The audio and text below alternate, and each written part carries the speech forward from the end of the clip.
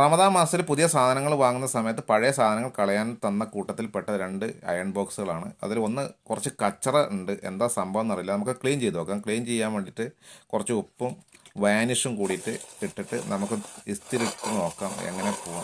പോകുന്നുണ്ട് സംഗതി കംപ്ലീറ്റും. കളറ് പോയില്ല എന്നുണ്ടെങ്കിലും ഒറ്റിപ്പിടിച്ചത് കംപ്ലീറ്റ് പോയിട്ടുണ്ട്. ഇത് നമുക്ക് ഒരു ബനിയനിൽ മറിച്ചിട്ടിട്ട് ഒന്ന് ഇസ്തിരിട്ട് നോക്കാം. നല്ല ക്ലിയർ ആവുന്നുണ്ട് സാധനം, കുഴപ്പമൊന്നുമില്ല, പിടിക്കണമെന്നില്ല. ഒരു തോർത്തിലിട്ടിട്ട് ഒന്ന് നോക്കാം. അപ്പോൾ വലിയ കുഴപ്പമൊന്നും കാണാനില്ല. വലിയ കുഴപ്പമൊന്നുമല്ല, സ്മൂത്തായിട്ട് പോകുന്നുണ്ട്, നല്ല ചൂടുണ്ട്. പിന്നെ എന്തിനാ കളഞ്ഞതെന്ന് എനിക്കറിയില്ല. ഓക്കെ, ഇത് സ്റ്റീമറാണ്. ഈ സാധനം നമുക്ക് ടെസ്റ്റ് ചെയ്ത് നോക്കാം നന്നാവുമെന്ന്. ഇത് കുഴപ്പമില്ല, വർക്ക് ചെയ്യുന്നുണ്ടല്ലോ, വെള്ളത്തിലത് വർക്ക് ചെയ്യും.